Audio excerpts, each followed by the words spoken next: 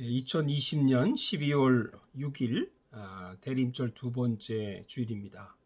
다 같이 찬송가 458장 너의 마음에 슬픔이 가득할 때 찬양 들으시면서 주일 예배 시작하겠습니다.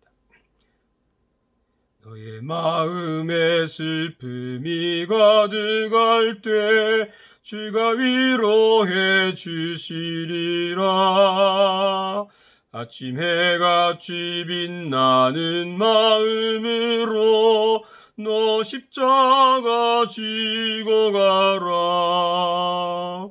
참 기쁜 마음으로 십자가 지고 가라. 내가 기쁘게 십자가 지고 가면 슬픈 마음이 위로받네.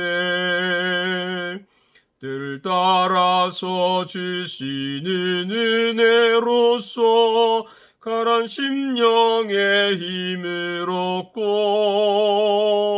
주가 언약한 말씀을 기억하고 너 십자가 지고 가라. 참 기쁜 마음으로 십자가 지고 가라. 내가 기쁘게 십자가 지고 가면 슬픈 마음이 위로받네. 내가 맡은 일 성실히 행할 때에 주님 앞에서 상 받으리. 주가 베푸신 은혜를 감사하며 너 십자가 지고 가라. 참 기쁜 마음으로 십자가 지고 가라. 내가 기쁘게 십자가 지고 가면 슬픈 마음이 위로받네. 오늘 주신 하나님 말씀 봉독하겠습니다. 마가복음 9장 33절에서 37절까지의 말씀입니다. 마가복음 9장 33절부터 37절까지 제가 말씀을 봉독하겠습니다. 가버나움에 이르러 집에 계실새 제자들에게 물으시되 너희가 길에서 서로 토론한 것이 무엇이냐 하시되 그들이 잠잠하니 이는 길에서 서로 누가 크냐 하고 쟁론하였습니다. 예수께서 앉으사 12 제자들을 불러서 이르시되 누구든지 첫째가 되고자 하면 뭇사람의 끝이 되며 뭇사람을 섬기는 자가 되어야 하리라 하시고 어린아이 하나를 데려다가 그들 가운데 세우시고 안으시며 제자들에게 이르시되 누구든지 내 이름으로 이런 어린아이 하나를 영접하면 곧 나를 영접함이요 누구든지 나를 영접하면 나를 영접함이 아니요 나를 보내신 이를 영접함이니라. 아멘. 오늘은 마가복음 9장 33절에서 37절의 말씀 가지고 누가 크냐라는 제목으로 말씀을 드리겠습니다. 누가 크냐. 오늘날 좀 이런 생각이 저는 개인적으로 들었습니다. 어떻게 하면 스트레스를 받지 않을까? 어떻게 하면 자유할 수 있을까? 어떻게 하면 나만의 목회를 할 수 있을까? 그러다가 머리에 스치는 한 단어가 떠올랐습니다. 그것은 라이벌 또는 경쟁이라고 하죠. 이런 단어입니다. 내가 남과 경쟁하지 않으면 되겠구나 하는 생각에 이르렀습니다. 어떤가요? 세상은 끊임없이 경쟁을 조장합니다. 물론 경쟁을 통해 발전하기도 합니다. 그런데 거기에는 보이지 않는 속임수가 있습니다. 우리가 선의의 경쟁이라는 말을 자주 합니다. 바울이 말한 선한 싸움을 어떤 분은 선의의 경쟁으로 이해하기도 합니다. 사실은 복음을 위한 싸움이거든요. 정말 그럴까요? 선의의 경쟁이든 악의 경쟁이든 경쟁은 우리를 교모하게 속입니다. 세상은 발전과 성장이라는 속임수에 빠져서 경쟁을 미화시키고 우리를 지치게 합니다. 경쟁이 없이 성장할 수는 없는 것일까? 라이벌 의식을 가지지 않고 성숙해 갈 수는 없는 것일까? 제가 자연이라는 프로를 본 적이 있는데 부부가 산속에서 사는데 아내가 아내에게 물었습니다. 남편은 어떤 사람이에요? 그랬더니 그 아내가 최고의 남편이죠. 왜 그렇습니까? 라고 물으니까 비교할 사람이 없잖아요. 이렇게 대답했습니다. 우리가 세상에 살면서 남과 비교하기 때문에 화가 나고 싸우고 우울하고 열등감에 빠져 살고 있구나 하는 깨달음이 들었습니다. 산속에서는 비교할 사람이 없으니까 내 남편이 최고이고 내 아내가 최고인 거죠. 우리 그렇게 삽시다. 자녀들도 비교하지 맙시다. 내 아들이 내 딸이 최고라고 생각하고 삽시다. 교회도 비교하지 맙시다. 내 교회가 최고라고 생각하고 삽시다. 그 어떤 것도 비교하지 맙시다. 임지호라는 요리사가 있어요. 자연에서 얻은 재료들로 음식을 만드는 분이신데 저는 이분을 볼 때마다 느끼는 것이 있습니다. 저분은 다른 요리사와들과는 경쟁하지 않고 음식을 만드는 사람이다. 다른 요리사들은 경쟁하느라고 피곤해 보여요.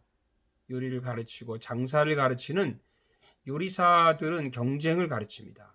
다른 음식점보다 더 장사가 잘 되게 하려고 음식에 온갖 잔기술을 부립니다. 그런데 임지호 씨는 장사가 좀 안 돼도 돈을 벌지 못해도 최선을 다해서 음식을 만듭니다. 음식을 위한 사람이 아니라 사람을 위한 음식을 만드는 거죠. 예수님이 이런 말씀하신 적 있죠? 안식일이 사람을 위하여 있는 것이요 사람이 안식일을 위해서 있는 것이 아니다. 남과 경쟁해서 이기려고 하면 사람을 위한 음식을 만들지 못합니다. 그러나 경쟁하지 않고 하면 사람을 위한 음식을 만드는 거죠. 어머니의 음식이 그렇지 않습니까? 어머니가 경쟁하면서 음식을 만듭니까? 그냥 사랑으로 만드는 거죠. 우리 크리스천들도 그래야 되지 않습니까? 우리는 남과 경쟁하는 신앙생활이 아니라 남을 살리는 그런 신앙생활을 합시다. 오늘 예수님께서 가버나움에 가셨을 때 제자들에게 물었습니다. 너희가 길에서 서로 토론하는 것이 무엇이냐? 그러니까 제자들이 아무 말도 못합니다. 왜 그럴까요? 가다가 서로 누가 크냐 하고 서로 쟁론했기 때문이죠. 서로 누가 크냐? 이것이 바로 어쩌면 우리의 모습이 아닐까 생각합니다. 국가도 누가 크냐 하고 경쟁하고요. 회사도 가게도 직장도 누가 크냐 하고 경쟁하고 또한 가정에서도 누가 크냐 하고 다투고 심지어는 교회들도 서로 누가 크냐 하고 경쟁하고 목사들도 누가 크냐 하고 경쟁하고 장로들도 누가 크냐 하고 경쟁하지 않습니까? 교회들이 성도들이 서로 누가 크냐 하고 경쟁하다가 상처받고 상처 주고 지쳐있는 것이 아닐까 그런 생각을 합니다. 큰 교회들이 더 경쟁적이죠. 큰 교회 목사들이 더 경쟁적입니다. 아니 예수님은 병을 고치고도 말하지 말라고 했는데 예수님은 굳이 할 때 오른손이 하는 것을 왼손이 모르게 하라고 하셨는데도 우리는 어쩌면 반대로 하고 있지 않나 생각합니다. 경쟁에서 이기기만 하면 된다는 생각을 좀 버립시다. 경쟁하지 않고 성숙한 크리스천이 됩시다. 그러면 어떻게 경쟁하지 않고 성숙한 그리스도인이 될 수 있나요? 어떻게 하면 비교의식을 버리고 하나님을 기쁘게 하는 교회가 될 수 있나요? 예수님 말씀에 해답이 있겠죠? 첫째는 꼴찌가 되기로 결심합시다. 35절에 예수께서 앉으사 12제자를 불러 이르시되 누구든지 첫째가 되고자 하면 뭇사람의 끝이 되며 뭇사람을 섬기는 자가 되어야 하리라. 경쟁 심리에 빠져 있는 제자들에게 주시는 첫 번째 권면은 꼴찌가 되라는 겁니다. 1등이 되려고 하면 꼴찌가 되고 꼴찌가 되려고 하면 1등이 된다는 말이죠. 이것이 경쟁에서 벗어나는 자유함입니다. 내가 꼴찌가 되겠다고 결심하면 경쟁할 이유가 없는 거죠. 다른 사람들도 의식하지 않습니다. 세상은요 꼴찌에게 관심을 두지 않습니다. 세상은 1등에게만 관심을 둡니다. 그러니까 미리 선포하는 겁니다. 나는 꼴찌가 되겠다. 그러면 아무도 관심을 두지 않으니까 자유합니다.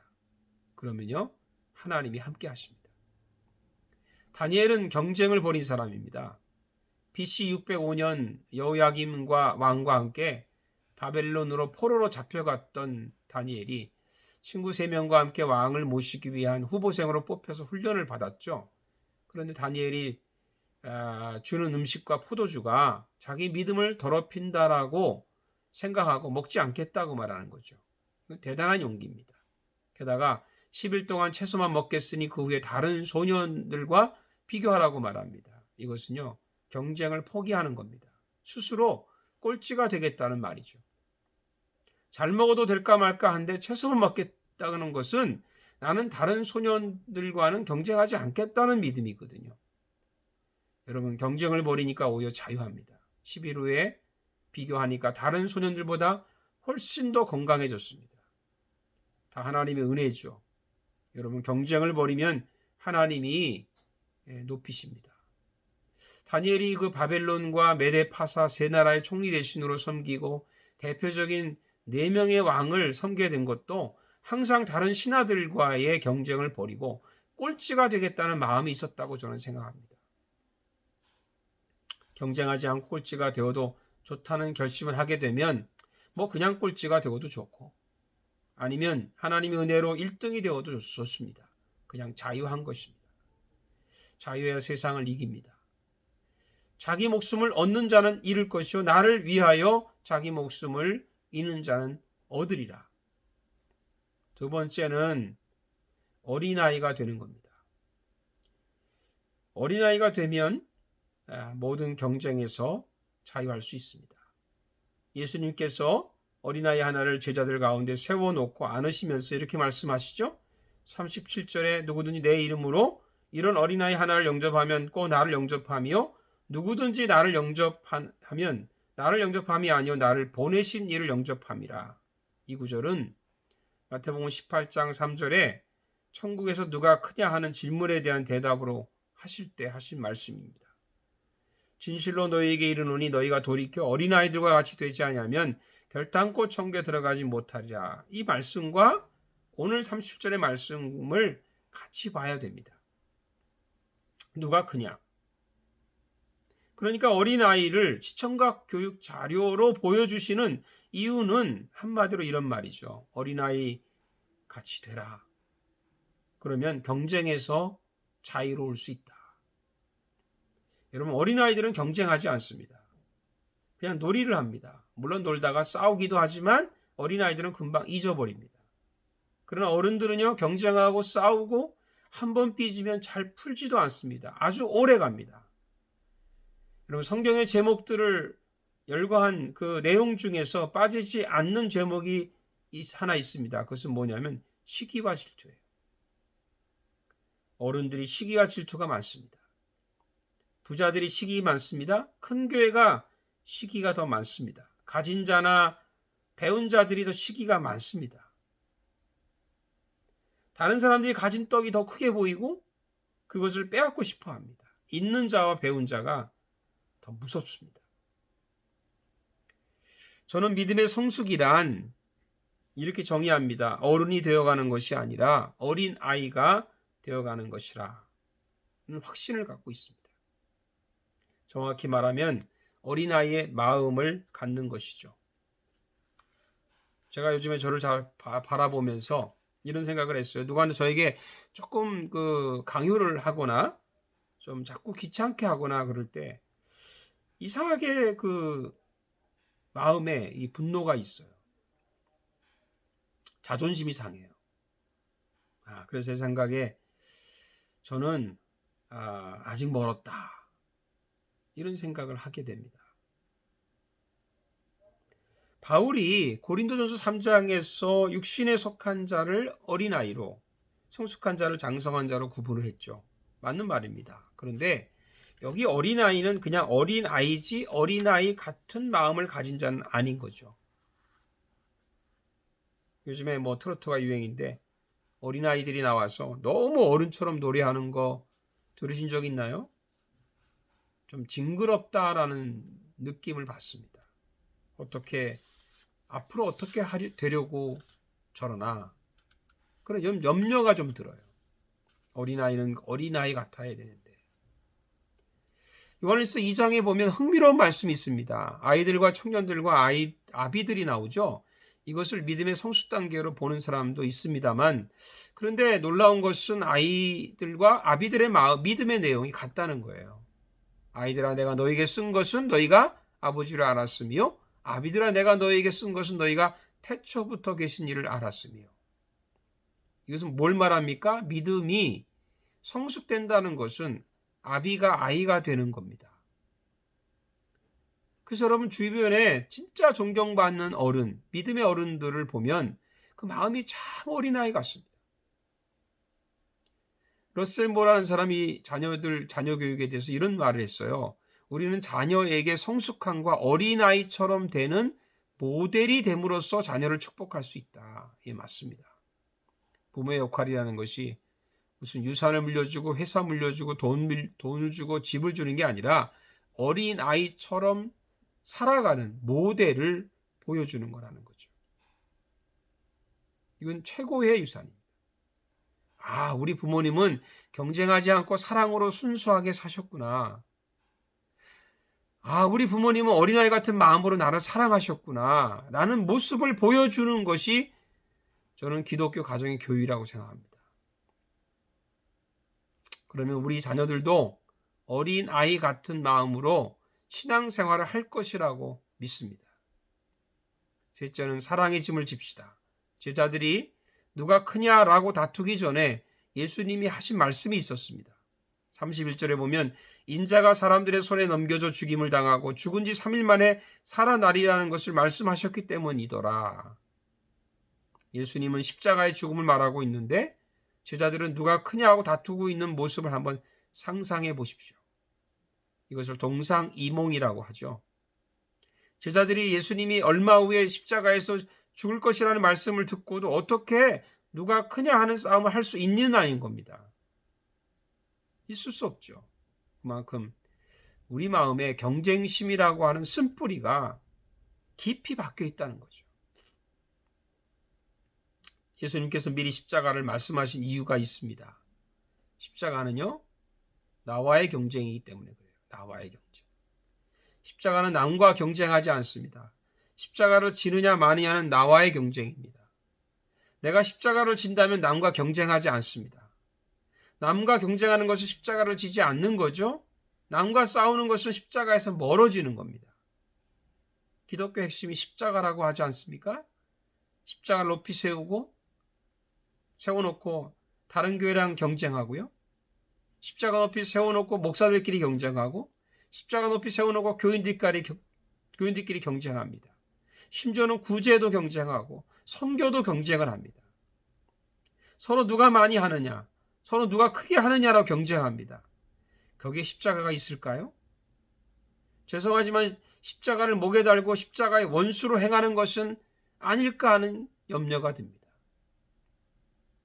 여러분, 십자가는 사랑입니다. 십자가를 진다는 말은 사랑의 짐을 지는 거죠. 사랑하면 경쟁하지 않습니다. 아브라함이 조카 롯에게 내가 좌하면 내가 우하겠고 내가 우하면 내가 좌하겠다. 아브라함이 조카를 사랑한 거죠. 사랑이죠. 사랑하면 경쟁하지 않습니다. 사람들이 세례요한에게 당신이 그리스도냐고 물으니까 아니라고 대답하고 나서 이렇게 말했죠. 신부를 취하는 자는 신랑이나 서서 신랑의 음성을 듣는 친구가 크게 기뻐한다. 나는 이러한 기쁨으로 충만했다. 사랑하면 남이 잘 되는 것이 기쁘고 박수를 쳐줄 수 있는 거죠. 그 다음 말이 더 중요합니다. 그는 흥하여 하겠고 나는 쇠하여야 하리라. 저는 요한이 예수님을 사랑한다고 하는 말을 이렇게 표현했다고 생각해요. 차라리 내가 죽는 게 낫다. 내가 실패하는 게 낫다. 내가 아픈 게 낫다. 사랑은 내가 실패해도 상대가 성공하기를 소망하죠. 사랑하면 경쟁하지 않고 칭찬하고 오히려 격려합니다. 저는 베드로보다 동생 안드레가 더 매력적인 제자라고 생각을 해요. 예수님 만나 제자 된 것도 동생이 먼저고요. 그래서 안드레가 제자 선배 아닙니까? 그런데 예수님은 안드레를 빼고 이상하게도 베드로, 야고보, 요한만 데리고 다닐 때가 많았어요. 그런데도 안드레가 한 번도 불평하지 않습니다. 왜 그렇습니까? 사랑하기 때문에. 사랑은 경쟁하지 않습니다. 사랑의 짐을 지면 남과 경쟁하지 않고 나와 경쟁하며 삽니다. 저와 여러분이 그렇게 살 수 있기를 주님의 이름으로 축복합니다. 기도하겠습니다. 살아계신 하나님, 이 땅은 경쟁 사회 속에 살고 있습니다. 서로 물질적인 경쟁, 또 권력에 대한 경쟁, 온갖 관계 속에서 경쟁이 가득 차 있는 세상 속에 저희들이 살아가고 있습니다. 우리도 거기에 물들어서 경쟁심이 우리 마음속에 솟아나서 남을 속이고 남을 해했던 적이 있다면 주님 용서해 주십시오. 이제 경쟁하지 않고 성장하고 경쟁하지 않고 우리가 더 믿음이 성숙해지게 해 주옵소서. 경쟁을 뛰어넘어서 사랑할 수 있는 마음을 주시옵소서. 예수님의 이름으로 기도하옵나이다. 아멘.